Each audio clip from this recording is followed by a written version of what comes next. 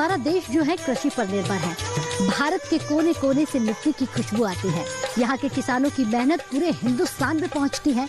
नमस्कार, बहुत स्वागत। डीडी किसान देख रहे हैं, मैं हूँ आपके साथ राधिका चौधरी। आज हमारी टीम दिल्ली से 300 किलोमीटर दूर, जयपुर से 40 किलोमीटर दूरी पर भैराणा गांव पहुंची है। हम अभी चर्चा कर रहे थे मिश्रित पशुधन पर, कृषि विविधीकरण पर।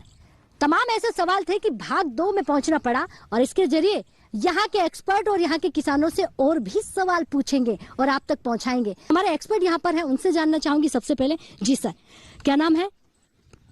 डॉक्टर लाल सिंह, पूर्व निदेशक गोपालन। तो आज भैराणा गांव के बारे में और यहाँ पर रहने वाले किसानों के बारे में और आसपास जो खेती बाड़ी करते हैं उन पर आपकी नजर, सरकार की योजनाएं किस तरह पहुंचती है? यहाँ के किसान बहुत मेहनती हैं और सरकार की योजनाओं का लाभ लेने के लिए भी तत्पर रहते हैं और हर किसान अपने आप को ग्रो करना चाहता है और उसके लिए कुछ मॉडल फार्म जो हैं वो बहुत ही इस तरह के केंद्र बने हुए हैं कि हर किसान जो है वहाँ पे पहुँच के वो अपनी जिज्ञासाओं को शांत करता है, यहाँ पे आता है, यहाँ के फार्म को देखता है, किस तरह से वो एनिमल हस्बेंड्री को, किस तरह से पशुपालन को कर रहे हैं, उन सारी चीज़ों को देखता है। और जितनी भी योजनाएं का जो उपयोग जो है वो बड़े किसान जो कर रहे हैं, छोटा किसान भी उनको देख देख के सीखना चाहता है और वो उनका लाभ भी लेना चाहता है। इसके लिए वो हर जगह जो है जहाँ भी उसको जरूरत होती है उन स्थानों के पर वो अपनी जिज्ञासाओं को शांत करने के लिए जाता है। जी चलिए बैठिए आप, बहुत धन्यवाद। और भी हमारे साथ एक्सपर्ट है, सबसे पहले उनसे जानते हैं। जी सर, बताइए किस प्रकार योजनाएं हमारे किसान भाइयों तक पहुँचती है? मिश्रित पशुधन की बात कर रहे हैं तो इनकी समस्याओं का समाधान कैसे होगा? देखिए, ये एक डाइवर्सिफिकेशन जिस तरह से हमने कृषि में देखा है उसी तरह से अब इस स्टेज पर देश और राजस्थान राज्य विशेष तौर से पहुंच गया है, जिसमें हमें पशुपालन में भी विविधीकरण करना है। और राजस्थान पहले से जाना जाता है पशुपालन के विविधीकरण से, क्योंकि जो पुराने सिस्टम से जो घर अभी भी चल रहे हैं, जो किसान उसी सिस्टम से रख रहे हैं, उनके घर पे आपको गाय मिल जाएगी, उसके घर पे ऊँट मिल जाएगा, उनके पास में भेड़ और बकरी भी मिल जाएंगी। परंतु जो नवाचार अभी वैज्ञानिकों ने इंट्रोड्यूस किए हैं उन्हें लाना बहुत ज़रूरी है। जैसे बैकयार्ड पोल्ट्री का पालन है, मछली पालन है। तो इस तरह की जो चीज़ें हैं, ये चीज़ें, और रिसाइकलिंग रिसोर्सेज का, किस तरह से हम गोबर और गोमूत्र को काम में लें कृषि के लिए, यहाँ तक कि मछली पालन के लिए भी इसे काम में लिया जा सकता है। मुर्गी और मछली पालन का एक साथ किया जा सकता है। शूकर पालन भी राजस्थान में धीरे धीरे बढ़ रहा है। तो ये जो विविधीकरण है, ये एक नई तरह की इंटीग्रेटेड फार्मिंग सिस्टम को जन्म दे रहे हैं और इससे किसान बहुत लाभान्वित भी हो रहे हैं। चलिए, बहुत धन्यवाद। तालियां होनी चाहिए भैया हमारे, जब एक्सपर्ट अच्छी से आपको जानकारी देते हो। जी, किसान भाई भी हैं, उनसे भी जानेंगे। जी सर। मेरा राम राम। राम राम। मेरा नाम मेजर नरपत सिंह है और मैं गाय की संवर्धन पे काम कर रहा हूँ। तो नस्ल है साहिवाल। और कुछ किसानों के अभी आपके पास प्रश्न आए थे कि लिम्पी का क्या इलाज है। हाँ। गवर्नमेंट जो वैक्सीन ला रही है उसमें टाइम लगेगा, लेकिन कुछ घरेलू इलाज हैं। जैसे आपको जैसे सिम्टम्स पहले नज़र आते हैं तो पाव भर का बाजरे का आटा लें मोटा, उसमें 2 चम्मच हल्दी डालें, 2 चम्मच घी डालें गाय का, और उसको एक साइड से सेक लें। मोटी रोटी बना के एक साइड से सेकें और 2 रोटी गाय को बना के खिला दें, जो सिम्टम्स हैं वो कम हो जाएंगे। और हफ्ते में एक दफ़े आप हल्दी दें गाय को, तो उससे भी गाय में उसकी जो क्षमता है वो बढ़ेगी, डिजीज़ उसमें पैदा नहीं होगी। दूसरा है कि जैसे इन्होंने बोला कि साहब वैक्सीन में टाइम लग रहा है, तो इसके लिए सबसे बड़ा उपचार यही है कि आप घर में कर सकते हैं इसको। हाँ। जैसे गाय संवर्धन का काम है, मैं साहिवाल पे कर रहा हूँ। मैंने 16 लीटर से 20 लीटर की गाय मैंने खुद ने अपने घर में, और 24 महीने में मेरी कोई भी बछड़ी है जो 24 महीने में कंसीव होती है। उसका कारण यही है कि हम 3 थन उस गाय बछड़ी को देते हैं हरदम। शुरू के 4 महीने तक उसको 3 थन देते हैं, उसके बाद उसके 2 थन कर देते हैं। और इस तरीके से हमने अपने बछड़ियों को हर 24 महीने में, हमारी कोई भी बछड़ी है जो कंसीव होए बगैर रहती नहीं है। तो मेरे सब किसानों से ही रिक्वेस्ट है कि वो अपनी बछड़ियों को दूध पे ज़्यादा लालच नहीं दें, अपनी बछड़ी को पहले पिलाएं। उनको लाभ ये होगा कि जो गाय 3 साल 3.5 साल में ब्याती है, वो उनकी 2 साल में कंसीव हो जाएगी और तीसरे साल उनको दूध देना शुरू कर देगी। ये मेरा उनसे निवेदन है। चलिए, बहुत धन्यवाद, बहुत अच्छी जानकारी दी है आपने। तो आपने सुना हमारे किसान भाइयों को, सरकारी योजनाओं का फायदा ले रहे हैं, लेकिन पुराने जमाने की दादी माँ के नुस्खे भी बता दिए हैं। अगर तमाम ऐसी बीमारियां हैं जिनका घरेलू इलाज भी है और जो आज भी कहीं ना कहीं कारगर है। जी, क्या नाम है आपका? राम सा, मैं केसी तलवारिया किसान हूँ, यहाँ पास में खेत है मेरा। मैं ये जानना चाहूँगा कि मिश्रित पशुपालन में हॉर्स के बारे में थोड़ा सा बताएं। पशुपालन में करना चाहता हूँ और मछली पालन में उच्च क्वालिटी की मछलियाँ, जिससे ज़्यादा से ज़्यादा वजन हो और ज़्यादा से ज़्यादा उससे रेवेन्यू मिल सके। एक्सपर्ट से मैं ये जानना चाहूँगा। साथ ही ये जानना चाहूँगा कि पशुओं के फीडिंग के लिए, जैसे अभी बताया बहुवर्षीय चारा, डीडी चैनल पे भी आता है, डीडी किसान पे भी हम देखते रहते हैं, पर बहुवर्षीय चारे के बारे में वो किस्में जो पशु को लाभदायक हो, उसको खाने से न्यूट्रिशन वैल्यू जिसमें ज़्यादा हो और उनको खाने से हमें दूध और उसका जो फैट है वो बढ़े, मेन ये है उसका सवाल। उसके बारे में थोड़ा सा बताएं। बाकी आप क्या क्या करते हैं ये भी बताएं। मैं खेती के साथ पशुपालन भी कर रहा हूँ और खेती में मिश्रित खेती करता हूँ मैं। तो जो बड़े पेड़ हैं उनके नीचे लगाता हूँ और औषधीय पौधे साथ ही लगाता हूँ। आंवले के नीचे मैंने लगाया हल्दी के साथ लगाया मैंने अरबी और आलू, और उससे नीचे जाने के लिए फिर बो दिया प्याज, ताकि रूट में प्याज हो सके और बीच में और क्रॉप हो सके और हायर ऊंचाई पे और दूसरी क्रॉप हो सके। लेकिन आपके सवालों के जवाब लूंगी, लेकिन जितना आप कर रहे हैं उससे आपकी आमदनी दोगुनी हुई कि नहीं हुई?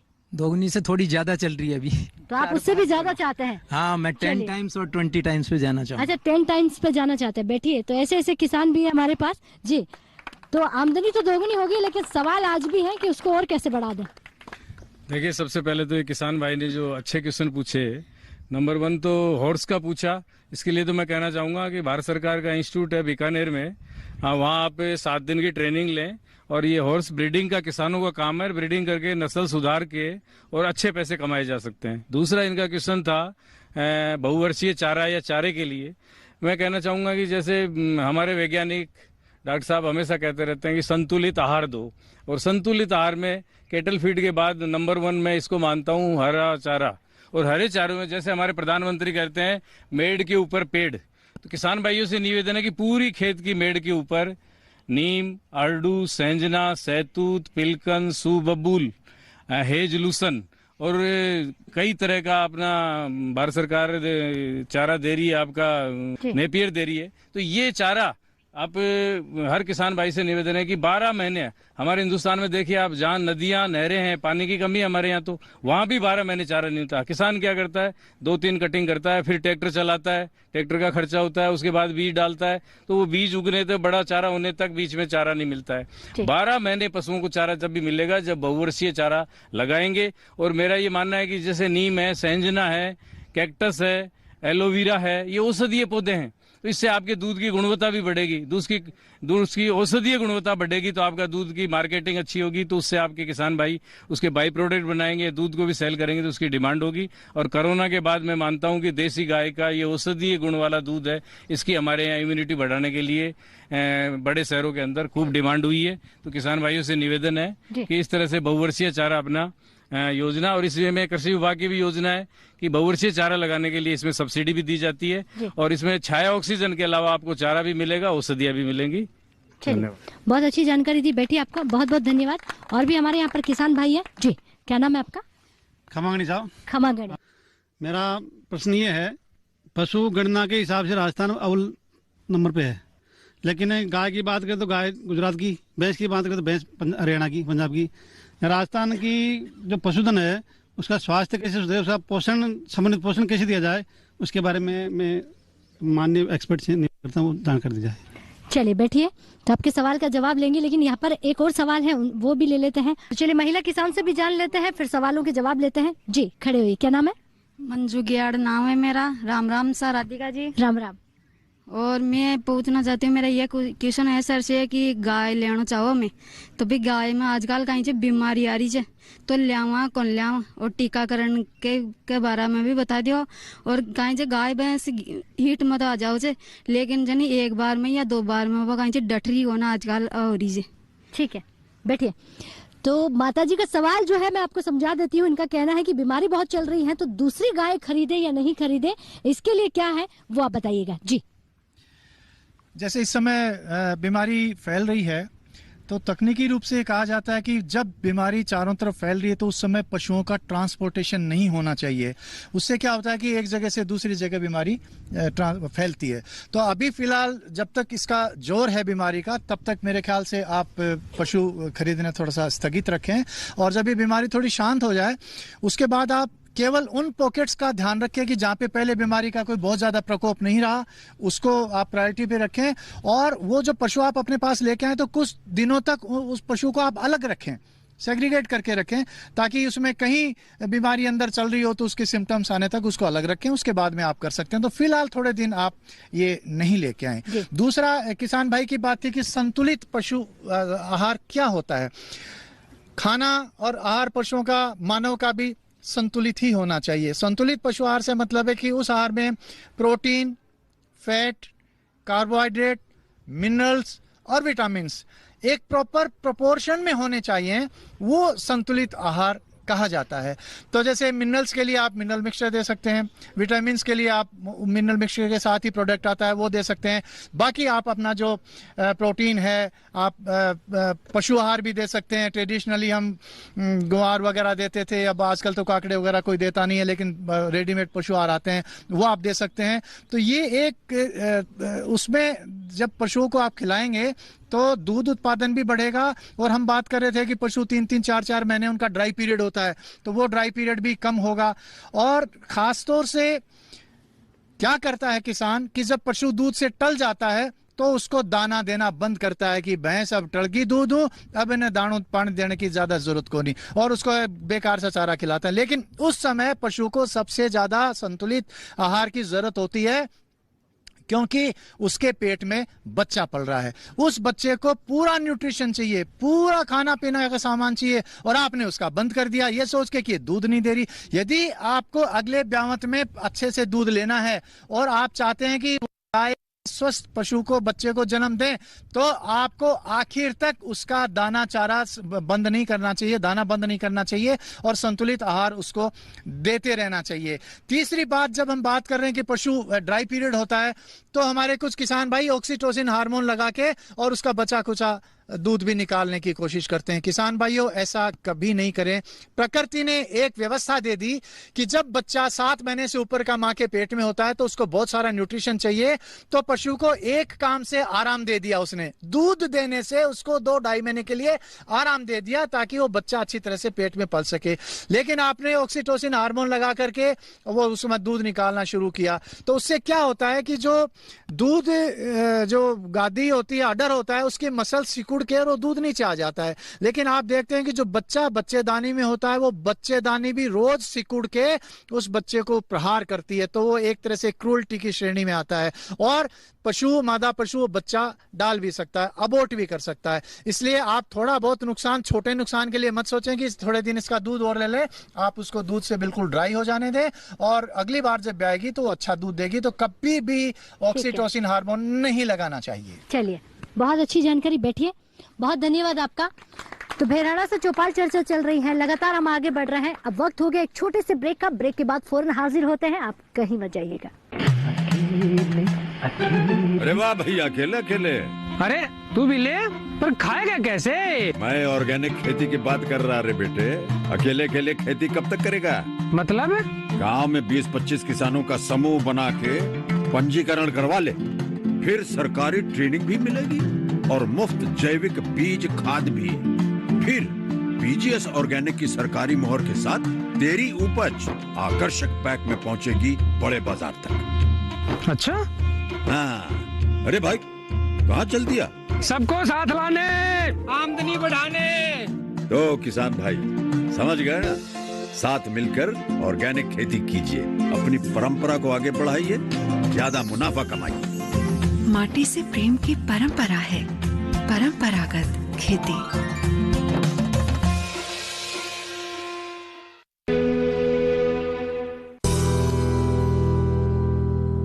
तो चलिए आज की चौपाल चर्चा में एक बार फिर स्वागत करते हैं, आगे बढ़ते हैं और किसान भाइयों से जानते हैं।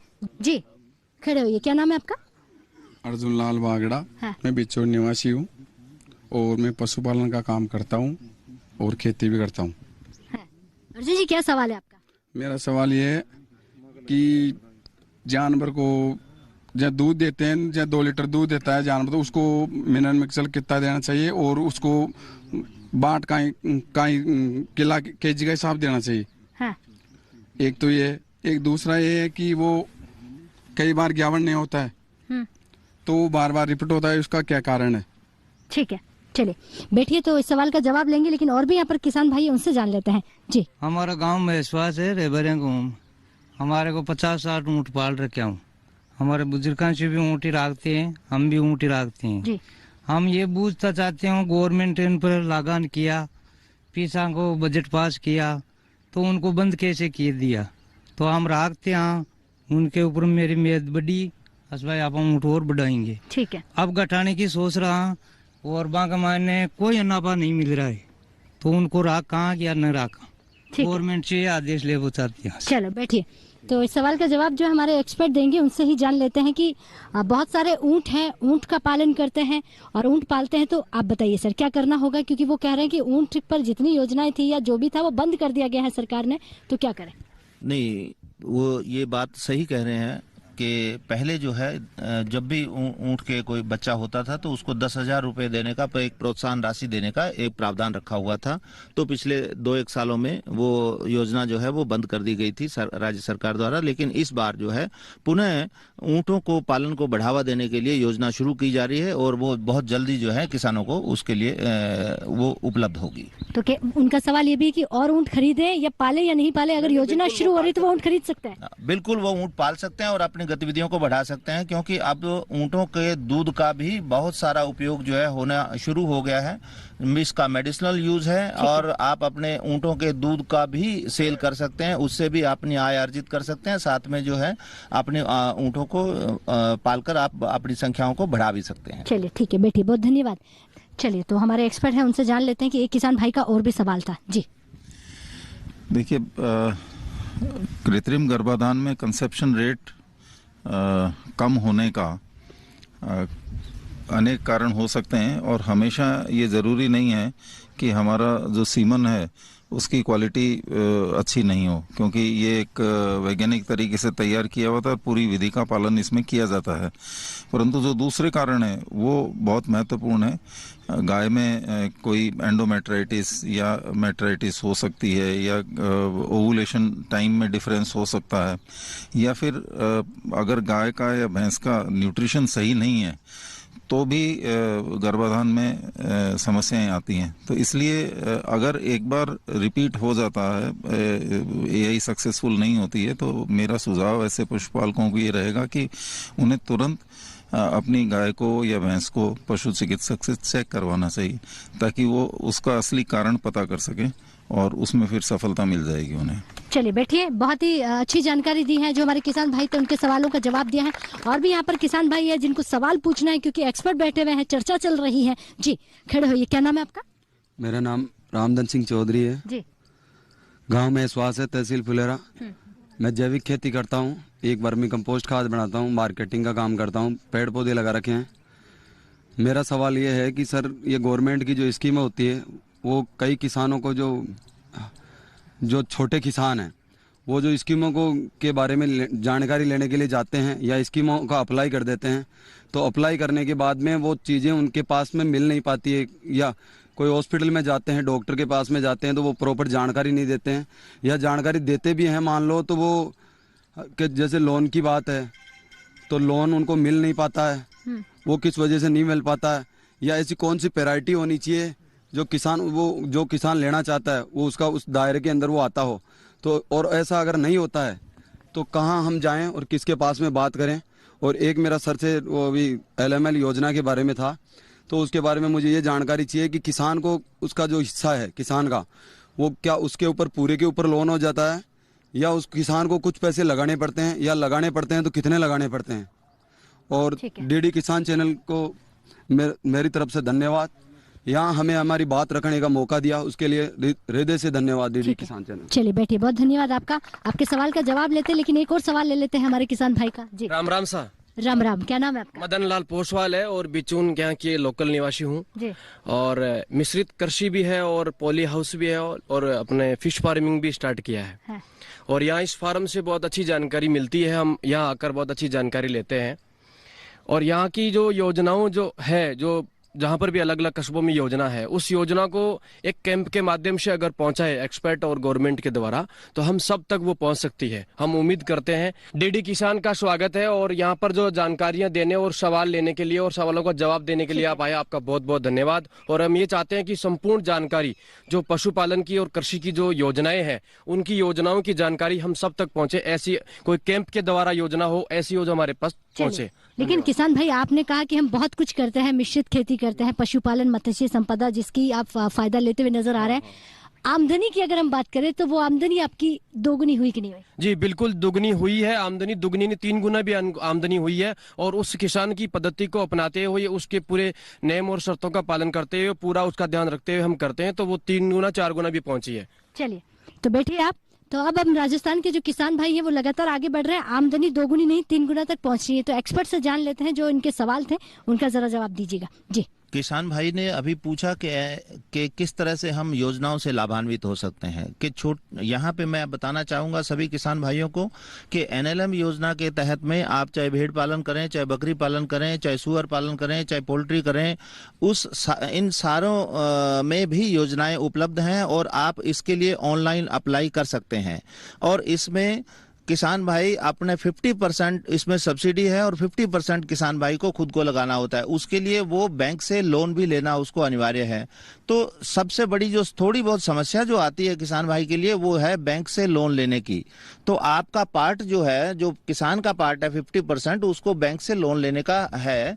तो उसके लिए आपको कोलेटरल देना होगा। आपको जो आपकी भूमि है उस भूमि के अधिग्रहण के आधार पर जो है आपको लोन की सुविधा उपलब्ध होगी और आप राज्य सरकार की और भारत सरकार की इन योजनाओं का लाभ ले सकते हैं। चलिए बैठिए, बहुत धन्यवाद तालिया भाई हमारे एक्सपर्ट्स के लिए। और भी सवाल हमारे किसान भाइयों से लेते हैं, चर्चा में आगे बढ़ते हैं। जी क्या नाम है आपका? मेरा नाम सूरजभान चौधरी है। हाँ। और मैं जिला जयपुर एक छोटे से गाँव लालपुर प्रचार का रहने वाला किसान परिवार से हूँ। तो मेरा मतलब सवाल यह है कि मिश्रित खेती के बारे में, जैसे कि मिश्रित खेती हमारे पशुपालन के साथ साथ हम खेती करते हैं। तो मैं तो मतलब खेती से कि खेती में जैसे मानो उदाहरण के लिए कि हमने गेहूं बो रखा है, तो नॉर्मल किसानों के मतलब उसका उत्पादन कम होता है। तो उत्पादन बढ़ाने के लिए मतलब कौन कौन सी किस्में ऐसी है जो उनसे हमें जो लगानी चाहिए खेत में, लाभ फायदा मिले? जी चलिए बैठिए। तो ये सवाल जो है अभी मैं जवाब लूंगी इसका, कि अगर 1 ही बीघा जमीन है उसमें बहुत सारी फसलें बोनी है और लाभ कैसे मिले, उसका सवाल का जवाब लेंगे। जी खड़े होइए, क्या नाम है आपका? जी मेरा गुड्डी काल रावणा है।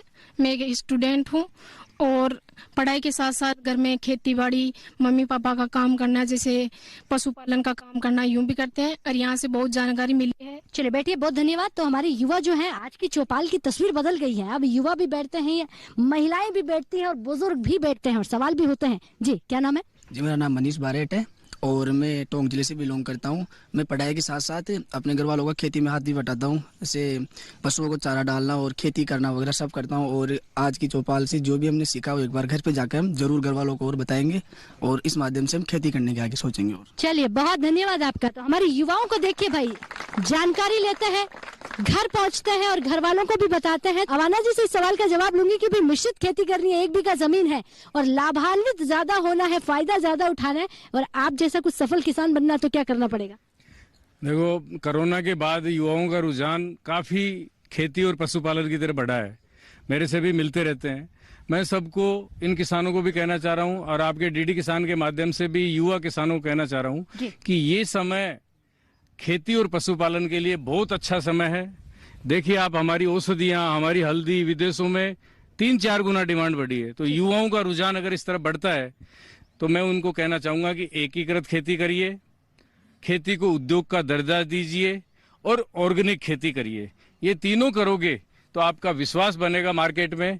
तो ये युवाओं को एक पहचान बनानी पड़ेगी, और जो भी वो उत्पाद पैदा करते हैं, चाहे वो दूध हो तो उसके बाई प्रोडक्ट शहर में पहुंचाइए, अगर फसलें करते हैं तो उसके बाई प्रोडक्ट पहुंचाइए, सब्जी है सब्जी पहुंचाइए, और सब्जी के बाई प्रोडक्ट भी जैसे नींबू की बहुत सी चीजें बन सकती हैं।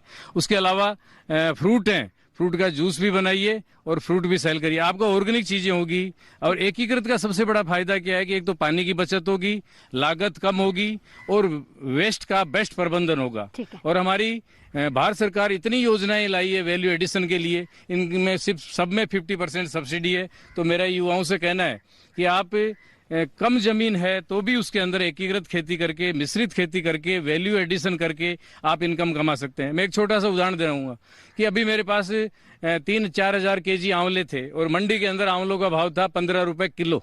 मैंने उस 15 रुपए के साथ 35 रुपए चीनी की चाशनी और लेबर मिला के, और करीब 60 रुपए में अच्छी सी बोतल बर्नी खरीद के उसमें आंवले का मुरब्बा डाला, जो अभी आपको भी टेस्ट कराऊंगा। तो वो मुरब्बा, उसकी कीमत मेरे आई 60-65 रुपए, और मैंने 125 से 150 रुपए जयपुर के अंदर बेचा है। क्योंकि आयुर्वेद कहता है रोज एक आंवला खाओ निरोगी रहो, और मेरे ऑर्गेनिक आंवले थे। तो मैं अगर मंडी में आंवला ले जाता तो 15 रुपए मिलते मुझे, और मैंने 60 रुपए पर केजी आंवले से मैंने कमाए हैं। इसलिए युवाओं से कहना है कि आप अपने उत्पाद की वैल्यू एडिशन करके और उसको पूरे मार्केट में ले जाइए, लोगों के घरों तक ले जाओगे तो आपकी इनकम डेफिनेट डबल इन्हीं 4 गुना होगी। सरकारी योजनाओं का भी साथ में लाभ लीजिए। धन्यवाद। बैठिए अवाना जी, बहुत अच्छी जानकारी आपने दी है। तो आपने सुना, जब जानकारी बढ़ जाए तो सफलता तो मिलती है, लेकिन आमदनी कैसे दोगुनी करनी है वो भी आपने देखा। तो आज की जो चर्चा है वो हमारे राजस्थान के किसान भाइयों से चल रही थी। कुछ ऐसे किसान थे जिनकी मारवाड़ी में जो सवाल थे, वो सरकार की योजनाओं को समझते हैं, जानते हैं,